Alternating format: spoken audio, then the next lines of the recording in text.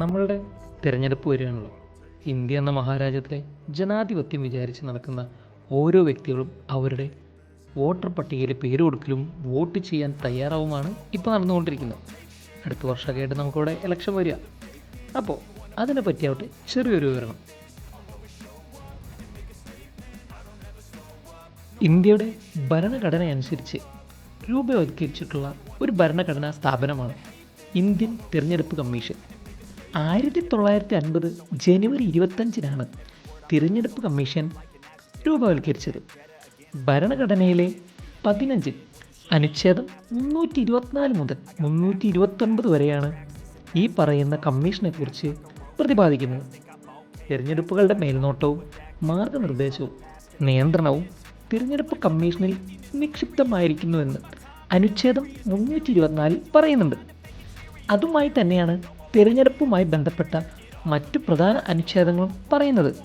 ഈ പറഞ്ഞ പോലെ 324 കഴിഞ്ഞാൽ 325, 326, 327, 328, 329 എന്നിങ്ങനെ പോകുന്നു.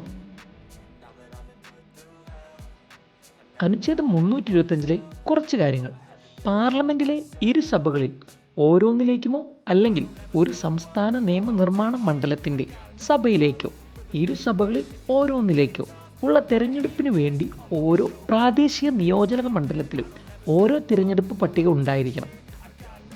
മതമോ വർഗമോ ജാതിയോ ലിംഗമോ കാരണമാക്കി ഒരാളെ തിരഞ്ഞെടുപ്പ് പട്ടികയിൽ ഉൾക്കൊള്ളിക്കാതിരിക്കാനോ ഒരു വിശേഷാൽ പട്ടികയിൽ അയാൾ ഉൾപ്പെടുത്തണമെന്ന് അവകാശപ്പെടാനോ സാധിക്കില്ല. എന്നാൽ അനുച്ഛേദം 326 വേറെ കുറച്ച് കാര്യങ്ങളാണ് പറയുന്നത്. ലോകസഭയിലേക്കും സംസ്ഥാനത്തിൻ്റെ നിയമസഭയിലേക്കും ഉള്ള തിരഞ്ഞെടുപ്പുകളെ പ്രായപൂർത്തി വോട്ടവകാശത്തിൻ്റെ അടിസ്ഥാനത്തിലായിരിക്കും. അതുപോലെ തന്നെ അനുച്ഛേദം 327 നിയമനിർമ്മാണ മണ്ഡലത്തിലേക്കുള്ള തിരഞ്ഞെടുപ്പുകൾ സംബന്ധിച്ച് വ്യവസ്ഥയുണ്ടാക്കാൻ പാർലമെൻറ്റിനാണ് പൂർണ്ണാധികാരം. എന്നാൽ 328 ഒരു സംസ്ഥാനത്തിൻ്റെ നിയമനിർമ്മാണ മണ്ഡലത്തിന് അങ്ങനെയുള്ള നിയമനിർമ്മാണ മണ്ഡലത്തിലേക്കുള്ള തിരഞ്ഞെടുപ്പുകൾ സംബന്ധിച്ച് ഒരു പ്രത്യേക വ്യവസ്ഥയും ഉണ്ടായിരിക്കണം. അതിനുള്ള അധികാരവും നമ്മുടെ തിരഞ്ഞെടുപ്പ് കമ്മീഷന് തന്നെ. എന്നാൽ അനുച്ഛേദം 329 പറയുന്നത് തിരഞ്ഞെടുപ്പ് വിഷയങ്ങളിൽ കോടതികളുടെ ഇടപെടലിന് വിലക്കുണ്ട്. 329 അനുച്ഛേദത്തിൻ്റെ ഒരു സബ് ഡിവിഷൻ ഉണ്ട്, 329A. പ്രധാനമന്ത്രിയുടെയും സ്പീക്കറുടെയും പദവികളിൽ പാർലമെൻറ്റിലേക്കുള്ള തിരഞ്ഞെടുപ്പുകൾ സംബന്ധിച്ച് പ്രത്യേക വ്യവസ്ഥ. എന്നാൽ തിരഞ്ഞെടുപ്പ് കമ്മീഷന് കുറച്ച് ചുമതലകളുണ്ട്. ഒന്ന്, വോട്ടർ പട്ടിക, തിരഞ്ഞെടുപ്പിൻ്റെ സമയക്രമം, കക്ഷികൾക്കുള്ള അംഗീകാരം, ഇതെല്ലാം തിരഞ്ഞെടുപ്പ് കമ്മീഷൻ തന്നെയാണ് ചെയ്യുന്നത്. വോട്ടർ പട്ടിക തയ്യാറാക്കുന്നതിന് മേൽനോട്ടം വഹിക്കുന്ന തിരഞ്ഞെടുപ്പ് കമ്മീഷനാണ്. രജിസ്റ്റർ ചെയ്ത പേരുകൾ പട്ടികയിൽ ഉണ്ടാവുക അല്ലെങ്കിൽ ഉണ്ടാകാതിരിക്കുക, അനർഹരുടെ പേരുകൾ കടന്നുകൂടുക തുടങ്ങിയ തെറ്റുകൾ ഒഴിവാക്കി വോട്ടർ പട്ടിക കുറ്റമറ്റതാക്കാൻ ഈ പറയുന്ന തിരഞ്ഞെടുപ്പ് കമ്മീഷനാണ് വേണ്ട കാര്യങ്ങൾ കൈക്കൊള്ളേണ്ടത്. തിരഞ്ഞെടുപ്പിൻ്റെ സമയക്രമം തീരുമാനിക്കുന്നതും അത് നിശ്ചയിക്കുന്നതുമെല്ലാം അതിനു വേണ്ടിയിട്ടുള്ള പദ്ധതി തയ്യാറാക്കുന്നതും നമ്മളുടെ തിരഞ്ഞെടുപ്പ് കമ്മീഷൻ തന്നെ. സ്വാതന്ത്ര്യവും നീതിപൂർവമായ തിരഞ്ഞെടുപ്പ് ഉറപ്പുവരുത്തുന്നതിന് തിരഞ്ഞെടുപ്പ് പ്രക്രിയകളുടെ ഏത് ഘട്ടത്തിലും തീരുമാനമെടുക്കാനുള്ള പൂർണ്ണ അധികാരം തിരഞ്ഞെടുപ്പ് കമ്മീഷന് തന്നെയാണ്.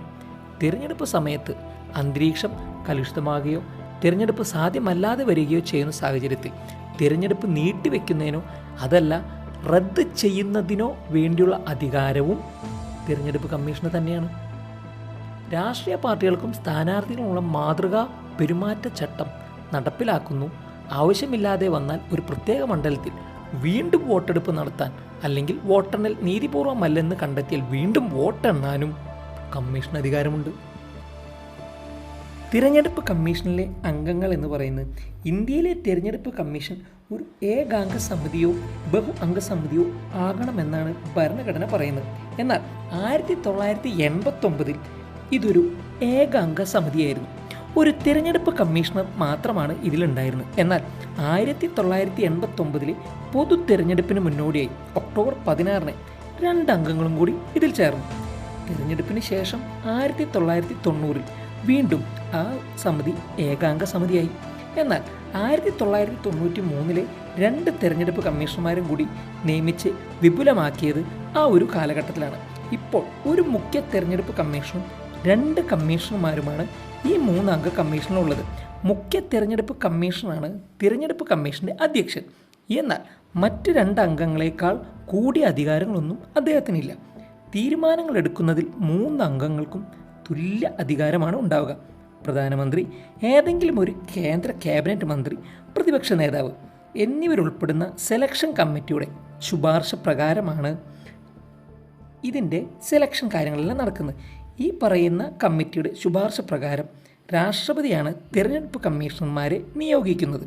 മുൻപ് സുപ്രീം കോടതി ജഡ്ജിയുടെ വേതനത്തിന് തുല്യ വേതനമായിരുന്നു ഇവർക്കുണ്ടായിരുന്നത്. എന്നാൽ 2023 chief election commission and other election commissioners act പ്രകാരം ഇത് ക്യാബിനറ്റ് സെക്രട്ടറിയുടേതിന് തുല്യമായ വേതനമായി മാറ്റി. നിലവിലെ മുഖ്യ തിരഞ്ഞെടുപ്പ് കമ്മീഷണർ എന്ന് പറയുന്നത് ഗ്യാനേഷ് കുമാറാണ്. ഡോക്ടർ സിഗ്ബീർ സിംഗ് സിദ്ധു, ഡോക്ടർ വിവേക് ജോഷി എന്നിവരാണ് മറ്റു 2 കമ്മീഷണർമാർ. മന്ത്രിസഭയുടെ ഉപദേശത്തിൻ്റെ അടിസ്ഥാനത്തിൽ രാഷ്ട്രപതിയാണ് തിരഞ്ഞെടുപ്പ് കമ്മീഷണർമാരെ നിയോഗിക്കുന്നതെന്ന് പറഞ്ഞല്ലോ. 6 വർഷമോ അല്ലെങ്കിൽ 65 വയസ്സോ ഏതാണോ ആദ്യം വരുന്നത് അതായിരിക്കും കമ്മീഷൻ അംഗങ്ങളുടെ കാലാവധി. തിരഞ്ഞെടുപ്പ് കമ്മീഷണർമാരെ നീക്കം ചെയ്യുന്നത് രാഷ്ട്രപതിയാണ്. പാർലമെൻറ്റിൻ്റെ ഇരുസഭകളിലും പ്രത്യേക ഭൂരിപക്ഷത്തോടെ പ്രമേയം പാസാക്കിയ രാഷ്ട്രപതിക്ക് കാലാവധി പൂർത്തിയാകുന്നതിന് മുൻപ് മുഖ്യ തിരഞ്ഞെടുപ്പ് കമ്മീഷണറെ പുറത്താക്കാം. ഒരു ഗവൺമെൻറ്റിൻ്റെ ഭരണ സംവിധാനവുമായി ചേർന്നാണ് കേന്ദ്ര തിരഞ്ഞെടുപ്പ് കമ്മീഷൻ തിരഞ്ഞെടുപ്പുകൾ നടത്തുന്നത്. തിരഞ്ഞെടുപ്പിൻ്റെ അവസരത്തിൽ കേന്ദ്ര സംസ്ഥാന ഗവൺമെൻറ് ഉദ്യോഗസ്ഥർക്ക് തിരഞ്ഞെടുപ്പുമായി ബന്ധപ്പെട്ട കുറച്ച് ചുമതലകൾ നിശ്ചയിച്ചിരിക്കുന്നു. പ്രായപൂർത്തി വോട്ടവകാശത്തിൻ്റെ അടിസ്ഥാനത്തിലാണ് ഇന്ത്യൻ പൗരന്മാർക്ക് തിരഞ്ഞെടുപ്പിൽ വോട്ട് ചെയ്യാനാവുന്നത്. 1989 വരെ ഇത് 21 വയസ്സായിരുന്നു കേട്ടോ. എന്നാൽ ഇന്ന് 18 വയസ്സാണ്. തിരഞ്ഞെടുപ്പ് നിയന്ത്രണത്തിലെ പ്രൊഫഷണൽ കഴിവ് വർദ്ധിപ്പിക്കുന്നതിനും തിരഞ്ഞെടുപ്പിൽ ജനപങ്കാളിത്തം പ്രോത്സാഹിപ്പിക്കുന്നതിനുമായി തിരഞ്ഞെടുപ്പ് കമ്മീഷൻ സ്ഥാപിച്ചാണ് Indian international institute of democracy and election management IIDEM. Vote ചെയ്യുന്നതിൻ്റെ അവബോധം വളർത്താനായി തിരഞ്ഞെടുപ്പ് കമ്മീഷൻ ആരംഭിച്ച പ്രോഗ്രാമാണ് systematic voters education and electoral participation. ഇന്ത്യയിലെ തിരഞ്ഞെടുപ്പ് കമ്മീഷനെ സഹായിക്കുന്നതിന് ഓരോ സംസ്ഥാനത്തും ഒരു മുഖ്യ തിരഞ്ഞെടുപ്പ് ഉദ്യോഗസ്ഥനുണ്ടായിരിക്കും, അതായത് ചീഫ് ഇലക്ട്രൽ ഓഫീസർ. എന്നാൽ ഈ ഉദ്യോഗസ്ഥന് സംസ്ഥാന തിരഞ്ഞെടുപ്പ് കമ്മീഷനുമായി ഒരു ബന്ധം ഉണ്ടായിരിക്കില്ല. ഭരണഘടനയുടെ 243K മുതൽ 243ZA വരെയുള്ള അനുച്ഛേദ പ്രകാരമാണ് തിരഞ്ഞെടുപ്പ് കമ്മീഷൻ സംസ്ഥാന തിരഞ്ഞെടുപ്പ് കമ്മീഷനെ രൂപവൽക്കരിച്ചത്. കേരളത്തിലാണെങ്കിൽ 1993 ഡിസംബർ 3 തിരഞ്ഞെടുപ്പ് കമ്മീഷൻ നിലവിൽ വന്നു. പഞ്ചായത്ത് രാജ്, മുനിസിപ്പാലിറ്റി നിയമങ്ങളിലെ വ്യത്യസ്ത പ്രകാരം സംസ്ഥാന തിരഞ്ഞെടുപ്പ് കമ്മീഷൻ്റെ നേരിട്ടുള്ള നിയന്ത്രണത്തിലും മേൽനോട്ടത്തിലുമാണ് തദ്ദേശ സ്വയംഭരണ സ്ഥാപനങ്ങളിലേക്ക് തിരഞ്ഞെടുപ്പ് നടക്കുന്നത്. വികാസ് ഭവനാണ് ഇതിൻ്റെ ഓഫീസ്. ഇതെല്ലാവർക്കും അറിയുന്നത് തന്നെയായിരിക്കും. ഗവർണറാണ് സംസ്ഥാന തെരഞ്ഞെടുപ്പ് കമ്മീഷനെ നിയമിക്കുന്നത്. ഹൈക്കോടതി ജഡ്ജിക്ക് ഉള്ള തുല്യ വേതനമായിരിക്കും അദ്ദേഹത്തിനും ഉണ്ടാവുക. 5 വർഷമോ അല്ലെങ്കിൽ 65 വയസ്സോ ഏതാണോ ആദ്യം വരുന്നത് അതായിരിക്കും കാലാവധി. ഷാജഹാനാണ് നിലവിലെ സംസ്ഥാന തെരഞ്ഞെടുപ്പ് കമ്മീഷണർ. 5 വർഷത്തെ ഇടവേളകളിൽ എല്ലാ തദ്ദേശ സ്ഥാപനങ്ങളിലേക്കും സംസ്ഥാന തെരഞ്ഞെടുപ്പ് കമ്മീഷൻ തിരഞ്ഞെടുപ്പ് നടത്തുന്നു. ഇതിനു പുറമെ ആകസ്മിക ഒഴിവുകൾ നികത്തുന്നതിനായി ഉപതെരഞ്ഞെടുപ്പും നടത്തും. ഭരണഘടനാപരമായ ചുമതലകൾക്ക് പുറമെ തദ്ദേശ സ്വയംഭരണ നിയമങ്ങൾ പ്രകാരം കമ്മീഷന് നൽകപ്പെട്ട അധികാരങ്ങൾ വിനിയോഗിച്ചാണ് തദ്ദേശ സ്ഥാപനങ്ങളിലെ അധ്യക്ഷ, ഉപാധ്യക്ഷ സ്ഥാനങ്ങളിലേക്ക് സ്റ്റാൻഡിംഗ് കമ്മിറ്റി അംഗങ്ങൾ, ചെയർമാൻ എന്നീ സ്ഥാനങ്ങളിലേക്ക് തിരഞ്ഞെടുപ്പ് നടക്കുന്നത്. അധ്യക്ഷന്മാരും ഉപാധ്യക്ഷന്മാരും ചെയർപേഴ്സൺമാരും ഇവർക്കൊക്കെയുള്ള അവിശ്വാസ പ്രമേയ ചർച്ച സംബന്ധിച്ച നടപടികൾ കമ്മീഷൻ അധികാരപ്പെടുത്തുന്ന ഉദ്യോഗസ്ഥനാണ് നിയന്ത്രിക്കുന്നത്. തിരഞ്ഞെടുപ്പിൽ മത്സരിക്കുന്ന സ്ഥാനാർത്ഥികൾ തിരഞ്ഞെടുപ്പ് കണക്കുകൾ ചുമതലപ്പെടുത്തിയ ഉദ്യോഗസ്ഥനെ യഥാസമയം സമർപ്പിക്കുന്നതിൽ വീഴ്ച വരുത്തിയാൽ അവരെ അയോഗ്യരാക്കുന്നതിനും കമ്മീഷൻ അധികാരമുണ്ട് കേട്ടോ. അംഗങ്ങളുടെ അയോഗ്യത സംബന്ധിച്ച തർക്കങ്ങളിലും കൂറുമാറ്റ നിരോധന നിയമപ്രകാരം കമ്മീഷൻ മുൻപാകെ ഫയൽ ചെയ്യുന്ന ഹർജികളിലും തീരുമാനമെടുക്കുന്നത് ജുഡീഷ്യൽ അധികാര സ്ഥാനമായും കമ്മീഷൻ പ്രവർത്തിച്ചു വരുന്നുണ്ട്.